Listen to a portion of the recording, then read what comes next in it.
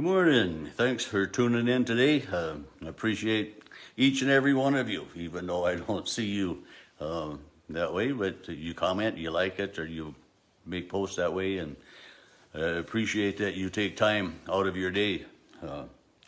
Today we look at Acts chapter 18, and in this chapter, Paul's second missionary journey ends, and his third missionary journey begins. Although they don't specifically say that within there, but he ends up back in Jerusalem, so that would be the end of journey 2, and then he departs from there again, going out again. But it begins with today as Paul leaving Athens and going to Corinth. And when he got to Corinth, it says he met a fellow Jew named Aquila, and his wife Priscilla. And they had come to Corinth recently because the Roman governor Claudius had ordered all Jews to leave Rome. And so here we've got the Roman Empire expelling Jews, and I think about fast forward to in the persecution of the Jews in the 40s by Hitler, and everybody beginning in the 30s, 1930s.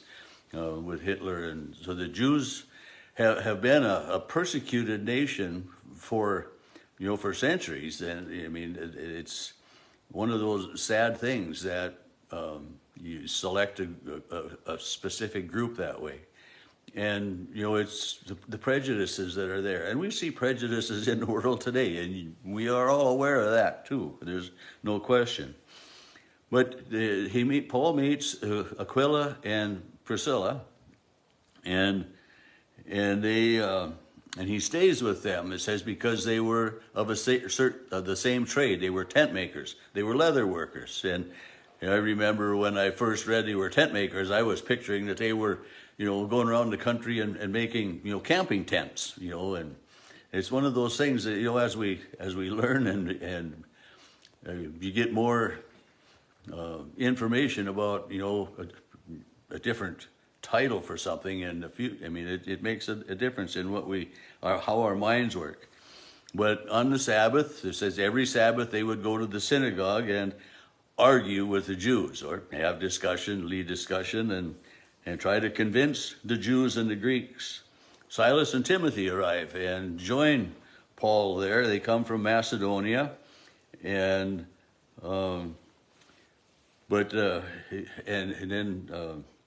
the Jews, again, were reviling Paul. They were opposed him. And in protest, he shook the dust off of his feet and he said, okay, if you Jews aren't going to listen, I'm going to go to the Gentiles. And, this would be, it's slamming the door. It's really throwing it right in their face, because the Gentiles were... they were discriminated against in many ways by the Jews because, they weren't allowed in the synagogue. They weren't, they worshiped God in a different way, and, they weren't kosher. That's probably a good word to use there. But Paul goes to the synagogues, and he goes right next door to the house of a man named Titus Justus, a worshiper of God. And it tells us that Crispus, the leader of the synagogue, became a believer. And, there's a lot of jumping around here and everything going on. And many Corinthians became believers. And we know that, Paul writes 2 letters to the people of Corinth, to the Corinthians later. And in verse 9, finally, we have Paul having a vision from God. And this is important, I think. It says, God tells Paul, do not be afraid, but speak and do not be silent, for I am with you, and no one will lay a hand on you to harm you, for there are many in this city who are my people. And so Paul has a vision and a voice that comes to him and says, it's a reminder, I am with you.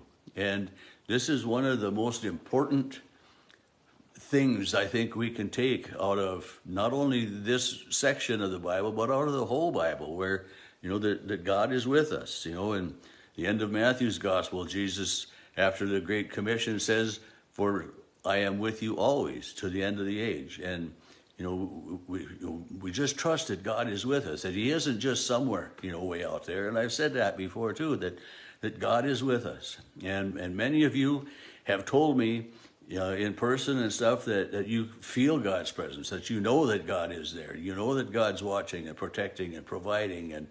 And this is the feeling, the belief, the trust that all people should have, is that, that God is in their corner. I mean, it is true. I mean, God is there. But Paul stayed in Corinth, where he got, for it says, a year and 6 months, or some of your Bibles may say 18 months. And then it says, when Gallio was proconsul of Achaia, the Jews made a united attack on Paul. And so here, the Jews are making this attack on Paul, but Paul has that reassurance, that promise from God, don't be afraid. They cannot harm you, No one will lay a hand on you to harm you, is what God's vision to Paul had told him. And so they brought Paul to kind of the official in charge of the area, and they said, this man is persuading people to worship God in ways that are contrary to the law. And so they're looking at the Jewish law, the law that they've got, and they're saying that Paul is, teaching opposite. It would be like saying, the speed limit is 65, but, it's always okay to drive 80. I mean, we aren't going to teach that. We aren't going to proclaim that, but, but the law is the law. But yet the promise of Messiah was there, and the Jews couldn't see that. And Gallio speaks to the Jews, and he says, if it was a matter of crime or serious villainy, I would be justified in hearing your complaint. But this is between you, and I don't wish to be a judge of this. So he dismissed him. They got thrown out of court, so to speak. He banged his gavel down and said, case dismissed. I find, this is nothing I should worry about. And so then verse 18, Paul says farewell, and he's accompanied by Priscilla and Aquila, who he had just met, in the beginning of this chapter. And then there's an interesting line. At century, whatever, he had his hair cut, for he was under a vow. And, there were, different sects, different, like the Essenes and different ones. And remember back in the Old Testament that, Samuel didn't cut his hair, or was it Samuel? But anyway, it was just, it was a vow that he had made, a promise that he had made within something. And they come to Ephesus. The books to the Ephesians are here, or the book to the Ephesians. And he left Priscilla and Aquila there at Ephesus. And it says he went into the synagogue and had a discussion with the Jews. And I like that, had a discussion with them, much more than argued with them. But I know the argued with them isn't, it's like presenting the facts in a case of law. That's as you argue your case that way. And when he left there, he says to them, I will return to you if God wills it. And it's, Paul is entrusting himself, his life, his travels, who he is and what he does to God's will. And I think about, how God led him in all of those different things. And there's times in life that, when we have tough decisions to make, it's comforting often to, take time and pray and really spend time just, listening to God. And we can weigh the pros and and the cons, and we can look at this and where is life going to be better? What's and all of those things. And maybe it's considering a new job, a new position, or so many different things that big decisions in life It's just comforting, I think, to take time and pray about it. And then when we come to a decision,